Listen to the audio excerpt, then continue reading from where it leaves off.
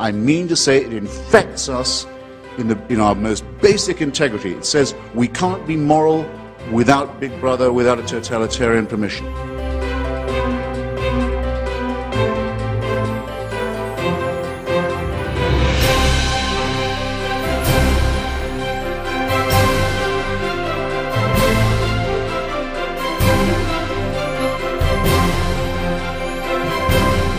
You're a child made in the image of God. Oh no, you're not. You're a faggot. And you can't join your church and you can't go to heaven. This is disgraceful. It's inhuman.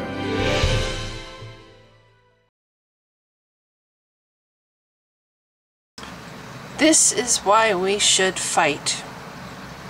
This is what Anthony Johnson said about the video Consider the Atheist, which Aaron Ra put on his channel, and then I mirrored it under mine. And then Anthony writes, "This woman is so powerful, the best 48 minutes I've spent in a long time."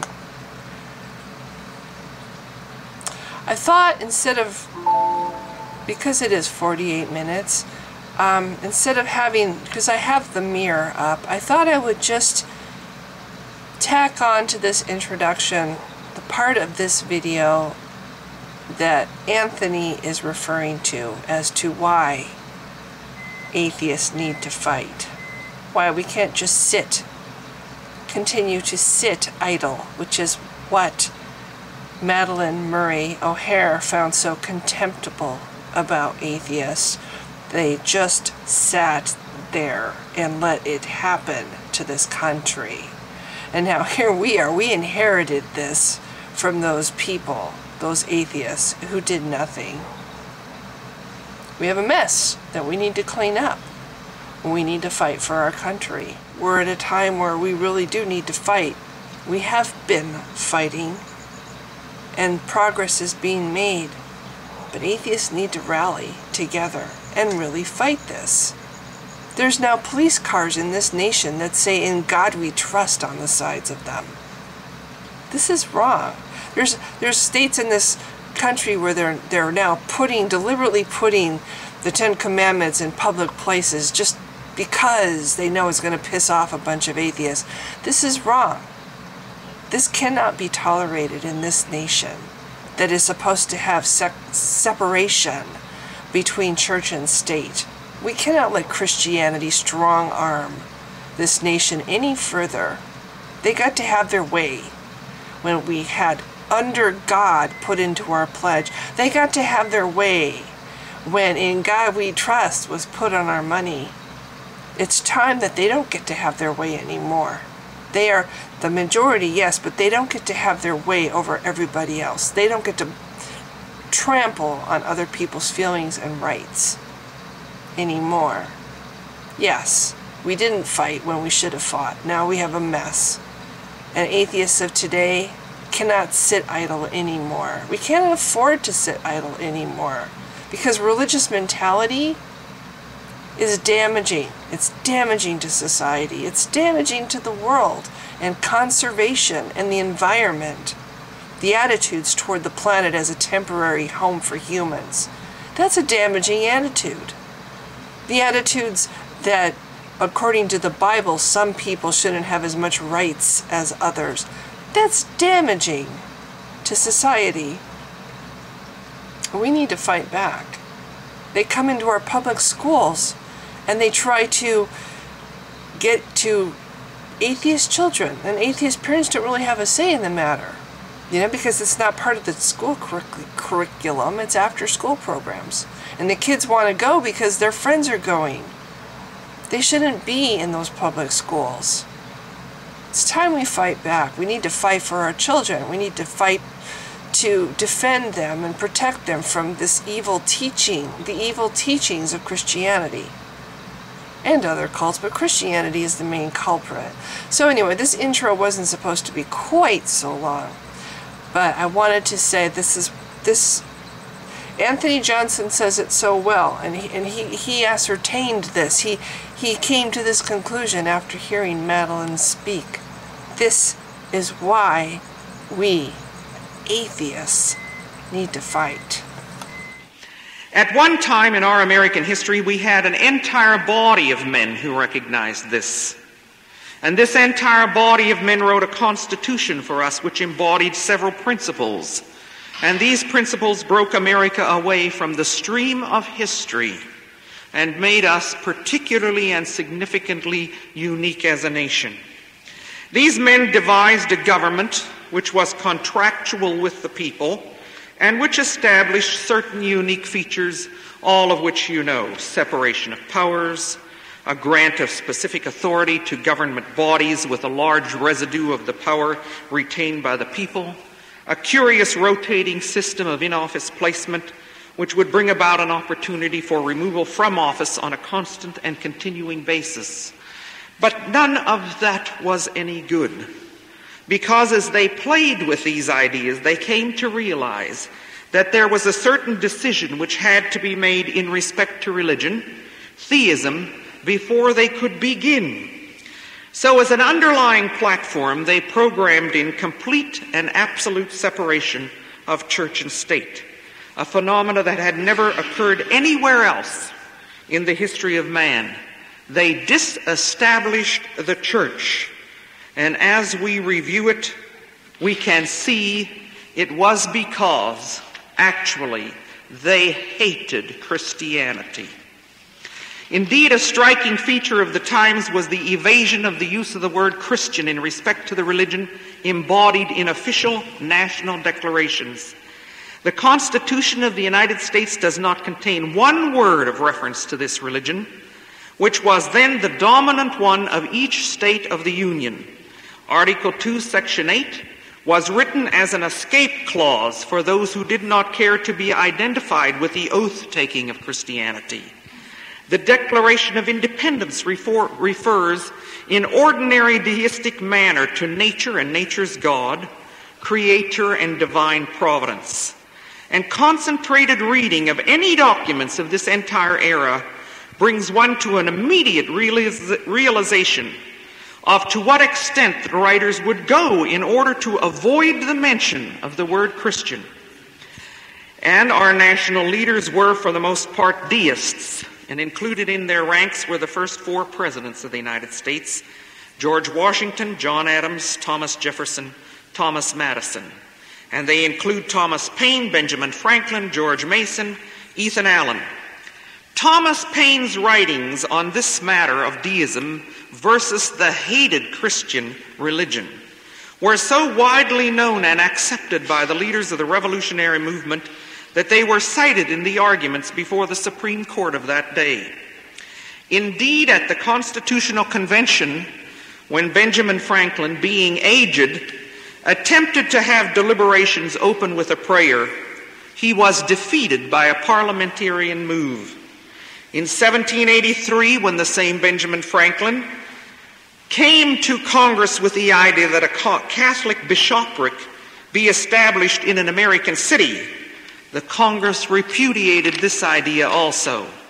And one of the most wealthy men of the time, in dying, endowed a college, Girard College, on the grounds of which he ordered in his will that no religious person should ever set foot on these grounds. Now, you have all heard of the Treaty of Tripoli, for the matter culminated not alone in that, and many atheists try to wash away the Treaty of Tripoli, but it's important. The famous Treaty of Tripoli was concluded by the United States, and treaties are the highest laws of our land. With Tripoli on February 10, 1797, and the treaty was ratified by the Senate in June of the same year. And Article 11 of that treaty states as follows, quote, "As the government of the United States is not in any sense founded on the Christian religion, as it has in itself no character of enmity against the law, religion, or tranquility of Mussulman, and as the states never have entered into any way or act of hostility against any Mohammedan nation, it is declared by the parties that no pretext arising from religious opinion shall ever produce an interruption of harmony existing between the two countries. But more important, this treaty was followed with exactly the same wording and the same kind of treaty with Algiers and later with Tunis. But the federal government was one thing and the state governments another, and 9 of the 13 states had established churches at the time of the Revolution, and they had them from 1776 to 1784. And although the national leaders then saw the compelling necessity of disestablishment for the federal government, the states did not see it necessary for themselves. And by the time of the adoption of the First Amendment to the Constitution, on December the 15th, 1789, 4 states still retained established churches, and they were Massachusetts, Maryland, Connecticut, and New Hampshire. Now, national leaders were strong in Virginia, and Virginia is an example of how badly those national leaders wanted to disestablish the church. That disestablishment was fierce, and it did center in Virginia. In that state, legislative acts in 1799 and 1802 provided for seizure of every type of property held by the churches. The state took church buildings, church grounds, glebs, real estate, the bells from church towers, church furnishings, books, records of the parish, and even communion silver. Everything which had belonged to the established Church of Virginia on July the 5th, 1776. All properties were sold, and the money was to be used for public purposes. And religion was not a public purpose and did not get a penny.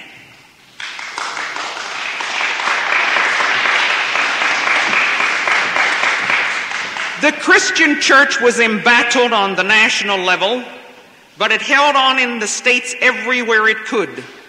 And Connecticut church did not yield its grip until the new Constitution was adopted in 1818.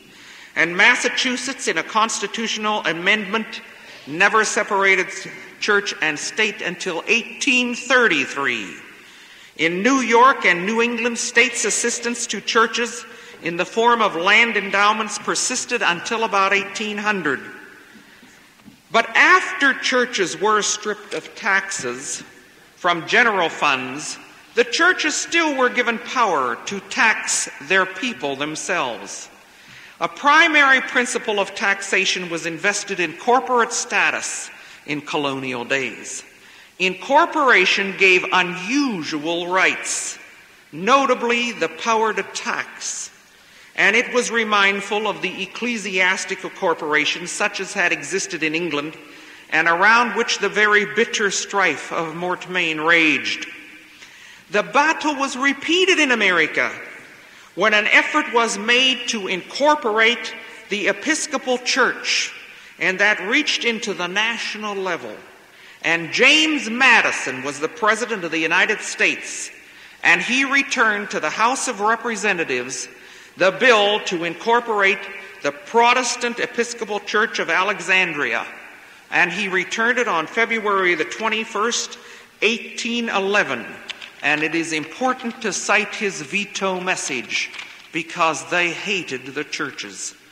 It says, quote, "The bill exceeds the rightful authority to which governments are limited by the essential distinction between civil and religious functions." And it winds up saying, because the bill vests in the said incorporated church an authority to provide for the support of the poor and the education of poor children all the same, an authority which, being altogether superfluous if the provision is to be the result of pious charity, would be a precedent for giving to religious societies as such a legal agency in carrying into effect a public and civil duty. I therefore veto the bill.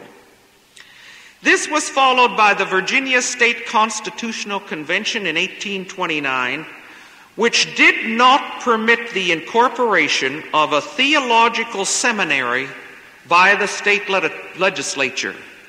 And today, this hatred is still evident in the Constitution of both West Virginia and Virginia, because it is still stated in those constitutions, quote, "The General Assembly shall not grant a charter of incorporation to any church or religious denomination." The Virginia State Constitutional Convention, however, had to take one more swipe at the churches, and it provided that one was not permitted to make a bequest in his will to any denomination or to any particular congregation. Now, Madison wanted his position to be interpreted correctly, and on 2 other occasions he demonstrated what he meant by separation of church and state. Don't you let anybody give you any business when they say our founding fathers didn't mean it, because you hear this.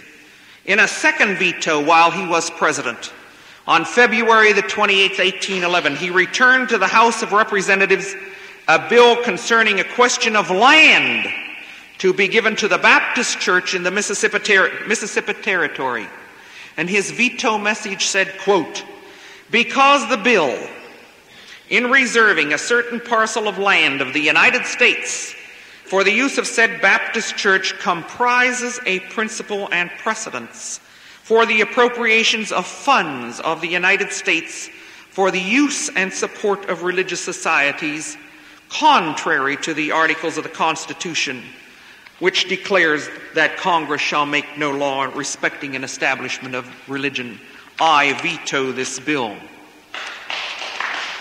He further expressed great concern lest, quote, "ecclesiastical bodies should gain excess possession of property."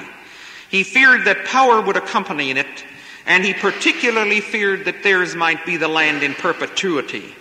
So he wrote a memorandum in which he said, "In the United States there is a double motive for fixing limits in this case, because wealth may increase not only from additional gifts, but from exorbitant advances in the value of the primitive one.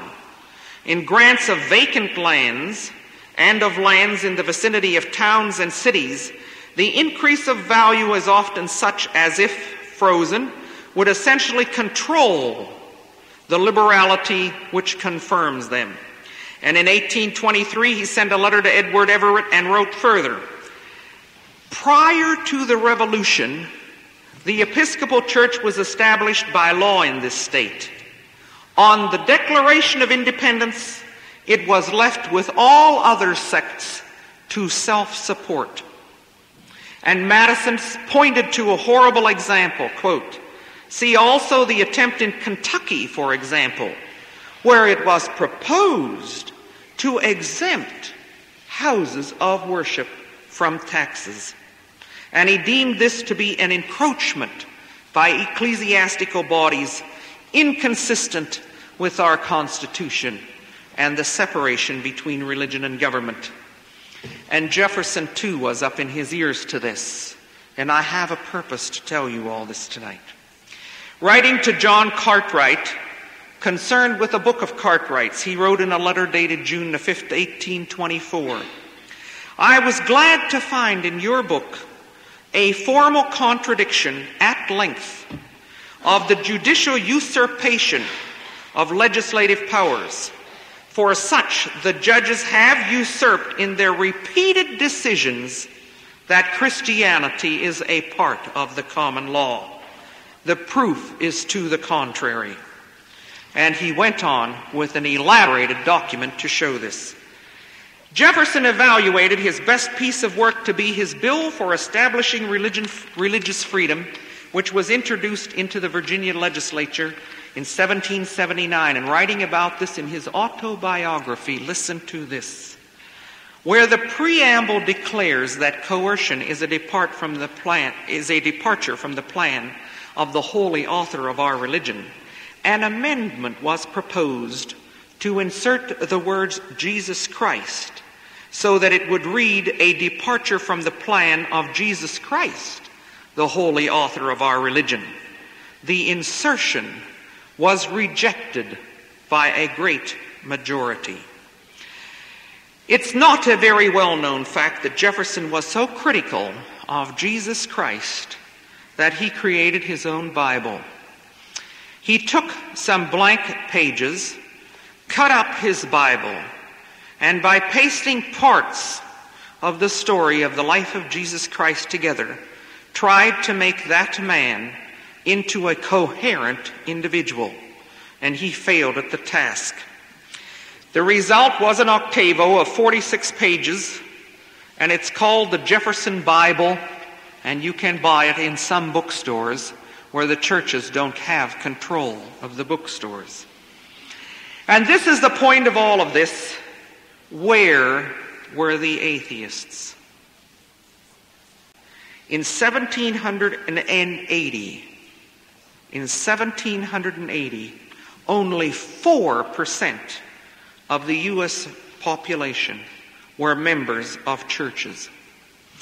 In a population of nearly 3 million by official census, there were only 3,000 churches, and very small ones at that. We began our nation as one being specifically anti-Christian. We were involved federally only as worshipers of nature and nature's God. It was an atheist's dream. And so what did they do? And what did the religious people do? I know what the atheists did. They sat on their asses, and they protected their economic security and their tenure in their employment, and they protected their decent reputation by not aiding the deists at all. But the religious went to work. On October the 27th, 1789, the first presbytery eastward in Massachusetts and New Hampshire made an official protest to George Washington because there was no explicit acknowledgement of the only true God and Jesus Christ whom he has sent somewhere in the Magna Carta of our country. And in 1793, the year Philadelphia was stricken by the yellow fever, the Reverend John Mason preached a sermon which extended all over the land, in which he declared that the plague was sent as a visitation from the Christian God because he, Jesus Christ, was not recognized in the supreme law of the land.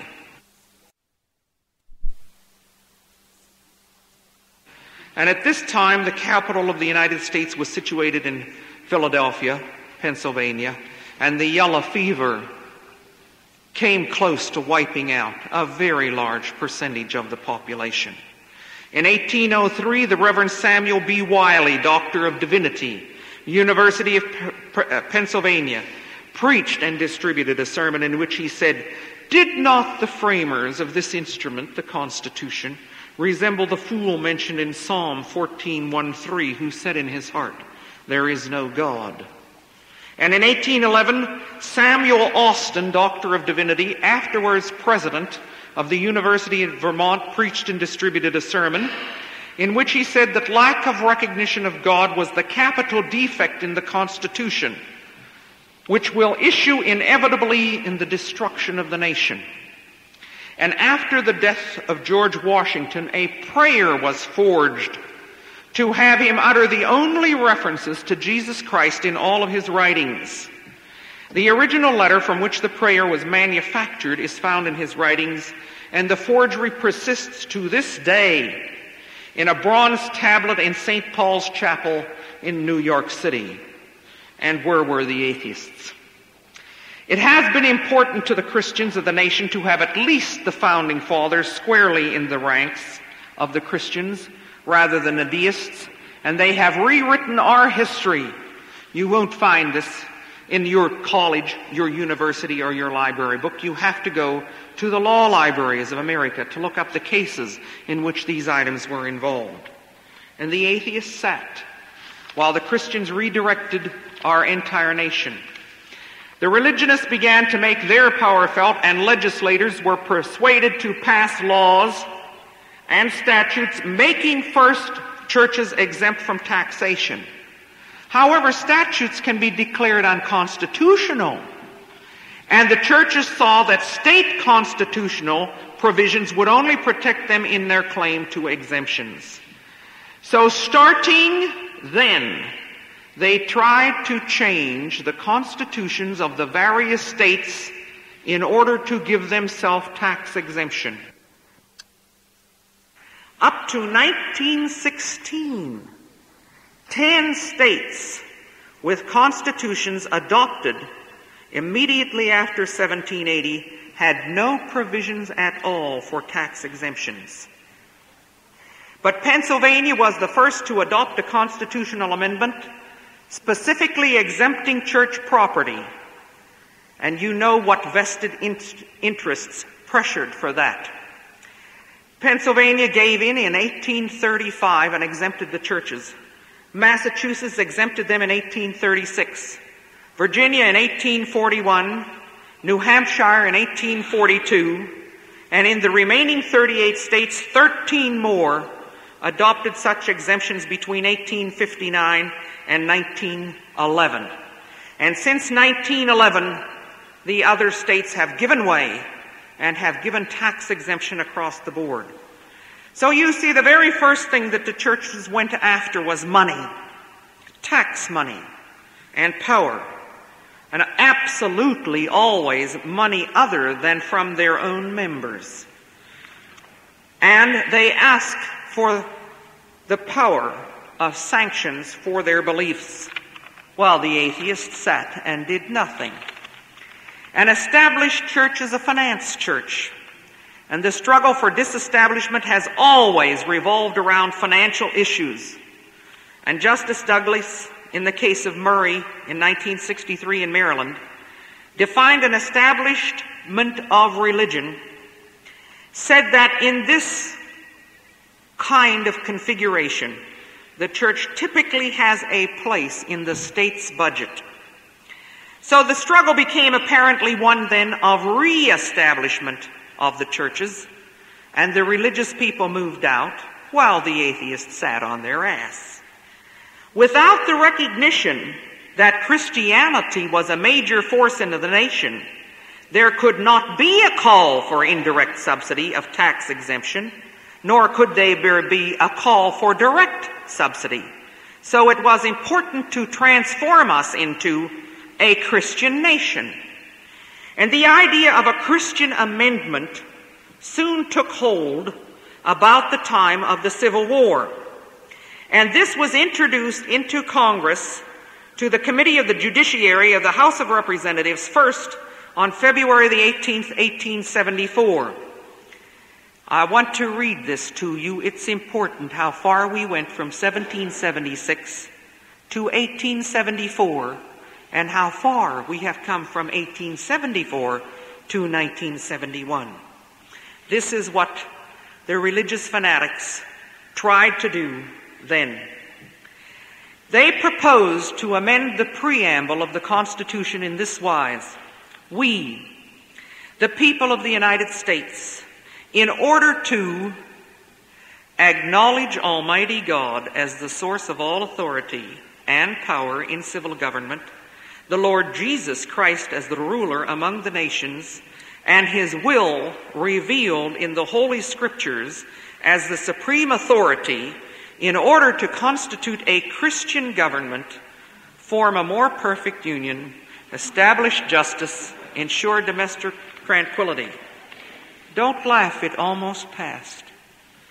And this stupid amendment was reintroduced 6 times since then. In 1896, 1897, 1898, 1899, 1900, 1901, and don't you know, I'm finding it in America today. There may be another attempt to pass it. The religionists take a long view of history, and the atheists sit on their asses with the notion that religion will someday die a convenient death. Someday the Pope's going to call me up. And he's going to say, "Hey, Madeline, this is Paul here. I want you to know that I want you to take us over. If you'll just come over to Rome here, fly over, we'll give you our political power, our banks, our businesses, our real estate." What's the matter with you people? You think they're going to give up? So what have we now as a nation? This nation that we started out with like this in 1776, listen what we have now. In a nation started with such auspicious courage, the atheists during this time permitted the abuse of Thomas Paine. They permitted the destruction of the works of Ethan Allen, the single anti-Christian voice among the revolutionaries who fought really. They failed to rally under Ingersoll. They permitted Eugene V. Debs to languish in prison. They never even made a memorial out of Clarence Darrow's home. Nobody knows that Thomas Alva Edison was an atheist. Nobody knows that Mark Twain was. Oh, Mark Twain was a brave one. He was one of you. He said, 100 years after my last relative dies, you can publish my work on atheism. The last relative died 6 years ago.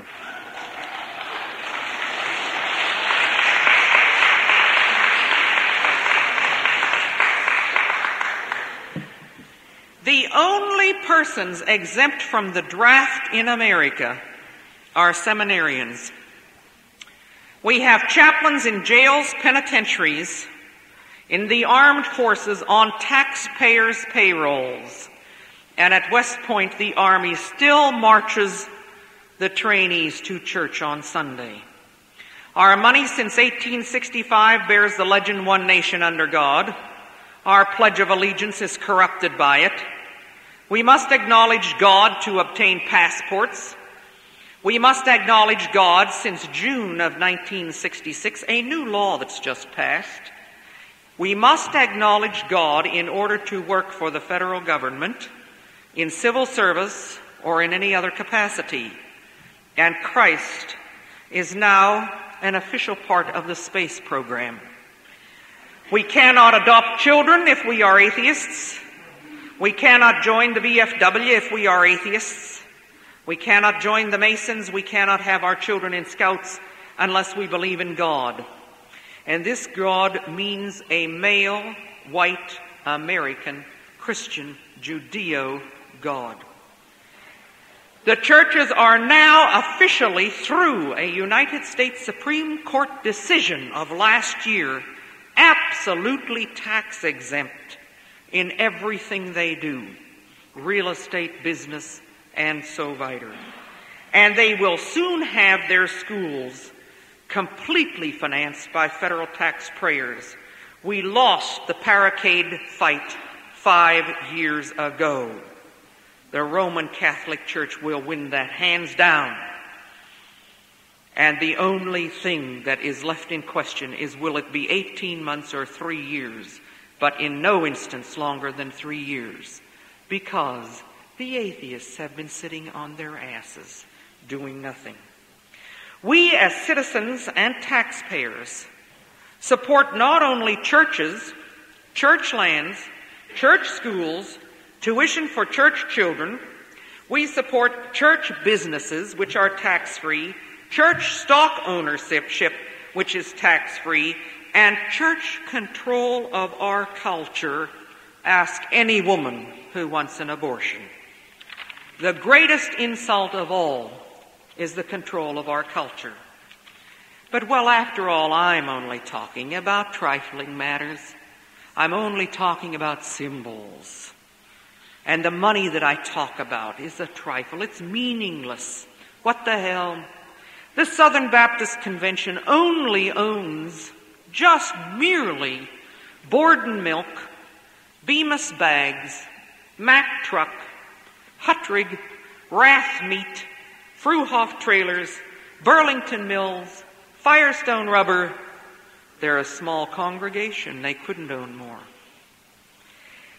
The direct and indirect tax subsidies of the churches by federal, state, county, and city government only exceeds the cost of the war in Vietnam by $4.5 million a year.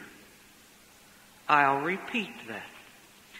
The direct and indirect tax subsidization of the churches by federal, state, county, and city governments only exceeds the cost of the war in Vietnam by $4.5 million a year. It's really nothing. Don't be concerned.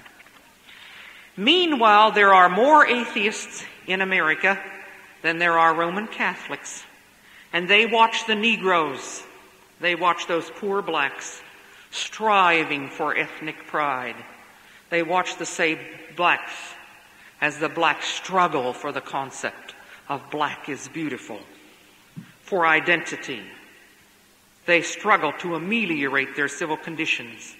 And the atheists see the American Indians and the Chicanos and women in women's lib struggling in the battle everywhere for human rights. And the sophisticated, intelligent, educated atheist, who is the doctor, the lawyer, the teacher, the judge, the person in actual control of our society because of his functions in it. The sophisticated, intelligent, educated atheist sits on his ass and won't even do what the lowly black man in the gutter will do. Atheism, the religion of the future? Ha! Don't make me laugh. The average churchgoer today is age 32. He has a master's degree from college. He sends his 2 children to Sunday school regularly. His wife goes 1 day a week extra for some proselytizing church activity, and he is an atheist. Atheists are faceless, gutless, and brainless, and they cannot inherit the future. They isolate themselves from the fight, and there is a fight, and it is in society, not in esoteric groups hidden under meaningless names. My God, the Ethical Culture Society. I mean, who could tell what they stood for? Disdaining to get their hands dirty. And it's a war. It's a war in which we need to reach the mass of people with the sophisticated instruments of mass communication and with some ideas, not in little groups such as this, nor through little unintelligible magazines, or through irrelevant issues, as we strive to be identified as everything that we can be identified as except an atheist. Well, I'm an atheist and take a goddamn good look. 180 pounds on the hoof, and I'm proud of it. And as an atheist, I have an understanding that many of you do not have. I cannot take on all of the problems of the entire world piecemeal, the superstructure of our culture, for I have a more important job than that.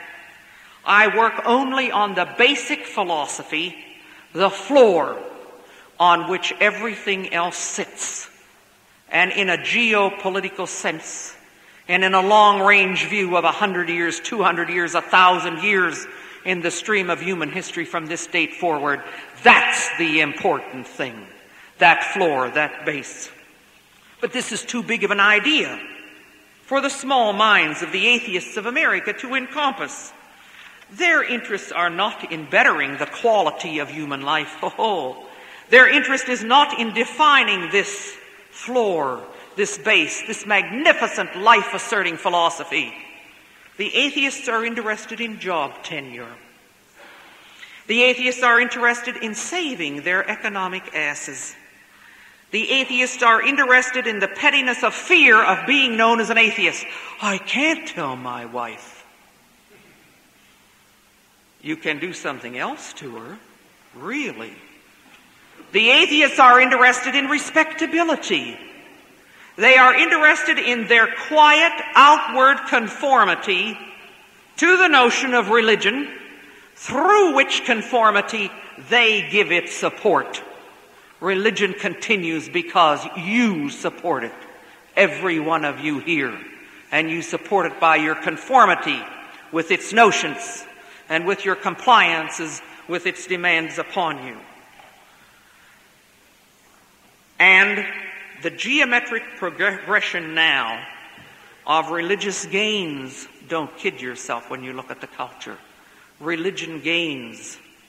The gains were in arithmetic progression for some decades. They're in geometric progressions now. And I think unless we have a significant breakthrough in the next 2 or 3 years, we'll be able to fight 1776 all over again in 1976. The First Amendment will mean little or nothing by then. But separation of church and state, the only protection for the atheist or for free man in a free society, is meaningless and worthless as far as the atheist is concerned. He would sell out his soul if he had one. He would sell out his country. He would sell out his family. He would easily sell out the entire human race, and he is doing it today in America for job security and for respectability, and not to be labeled with the horrendous name of atheist. I need, therefore, to end it as I began it. I was asked to speak tonight on the question, is atheism the religion of the future? No, it's not. Religion will revitalize, and it will come out stronger from this its period of strife because it has no enemy. The atheist is gutless. Thank you.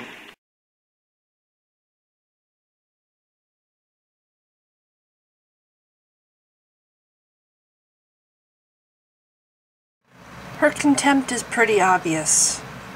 How she feels about the atheists who do nothing, sit on their asses. She's speaking to the old style atheists, the atheists that I never dealt with atheists really when I was a Christian, and I was a Christian a long time. I never really dealt with any atheists. Nobody ever really came out and flat out said to me, "Oh, I'm an atheist." It was like, "Oh, by the way, I'm an atheist," kind of something grudgingly admitted by a friend that I really respected, which actually helped me a great deal to realize the errors of my ways. Just having somebody that I respected admit, and this was after knowing this person for years, admit that he was an atheist. I think more and more we're seeing a different kind of atheist now that maybe didn't exist so much when Madeline was around. And these are the former believers. The outspoken, the people who are used to being outspoken about their beliefs, because as a believer, it's perfectly okay to be outspoken about your beliefs. Only now we're atheists, and we're being outspoken about our beliefs. Christians don't like it so much when atheists do what they do. It's okay for Christians to speak out about their beliefs, but not so much for atheists to speak out.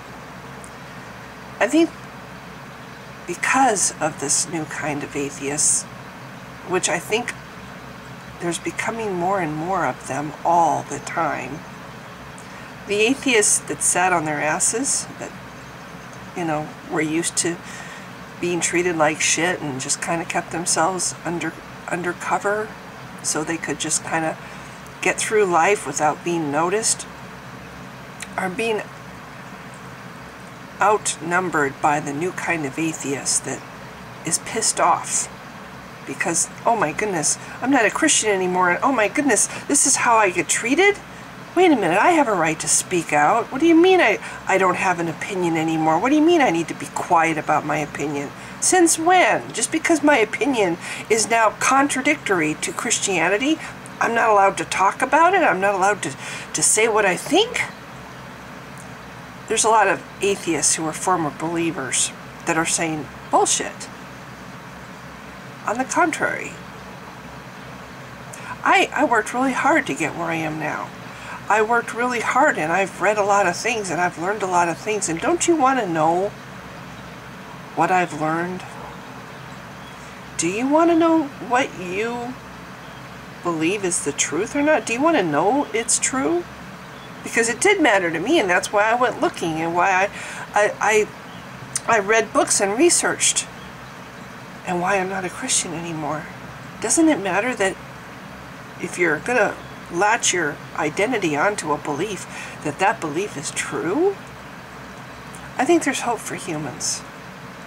Madeline obviously has a lot of contempt for the do-nothing atheists who sit on their asses. But I think there's a new kind of atheist. And I think every year we see more and more of them.